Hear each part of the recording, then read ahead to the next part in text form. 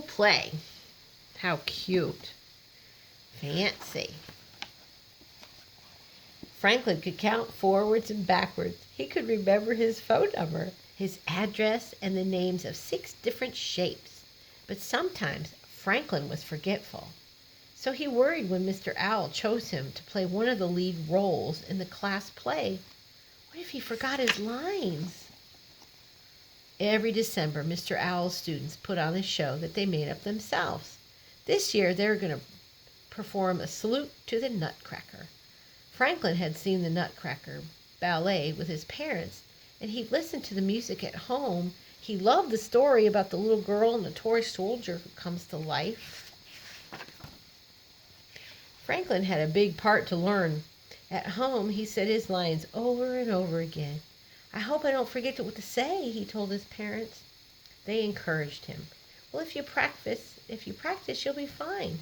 Franklin wasn't so sure. The week before the show, there was a flurry of activity in the classroom. Everyone had an important job to do. Goose studied her lines and Beaver practiced her ballet steps. The musicians learned their songs. "Lovely, lovely," said Mr. Owl. Raccoon was in charge of building all the sets. His team was already cut, glued, painted, and decorated most of the scenery. Now they were busy trimming the tree. Mr. Owl thought it was spectacular. It is pretty fancy. Bear was a costume designer. He and his friends created wonderful costumes and bits of this and bits of that. They used all kinds of stuff. And then when Mr. Owl saw what they had made, he clapped his hands. "Yay, delightful! That is a fancy costume, Franklin." The cast practiced speaking loudly and clearly. Badger was the stage manager, so she prompted the players when they couldn't remember their lines. "Well, that's great," said Mr. Owl, "but where's Franklin?" Raccoon pointed to the art supply cupboard. Uh-oh.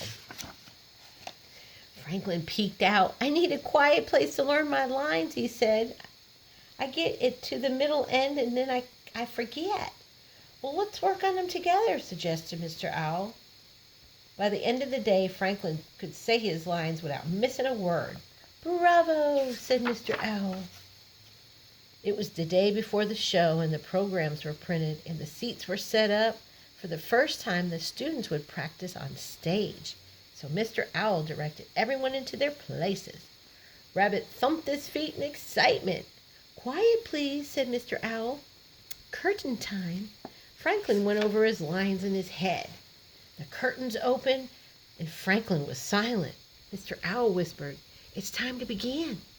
Franklin tried to talk, but his throat was tight. Every time he looked at the empty seats, he was scared.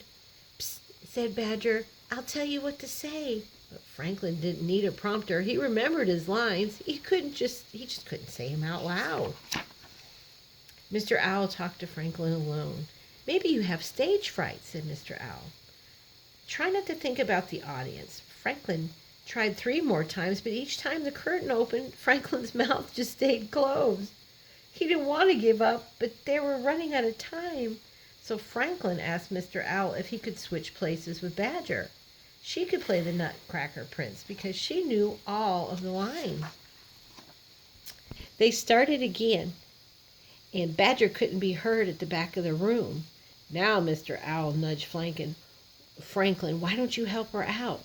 Franklin stood on stage behind Badger. "Try saying your lines like this." Franklin spoke in a booming voice. He meant to say just one line, but Franklin got carried away and said the whole speech. When he was finished, everyone cheered. "You got over your stage fright," said Mr. Owl. "I guess I did," laughed Franklin. Badger looked relieved. The next night when the curtain opened, Franklin saw his family sitting in the front row. He took a deep breath.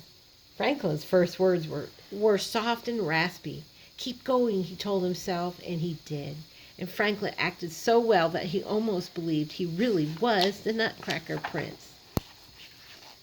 It was a marvelous show, and after the finale, the audience gave the class a standing ovation.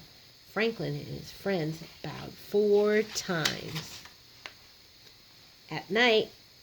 that night, after the hot cocoa by the fire, Franklin pasted his show program into his scrapbook. It was a night he wanted to remember forever. Thanks for reading with me. The end.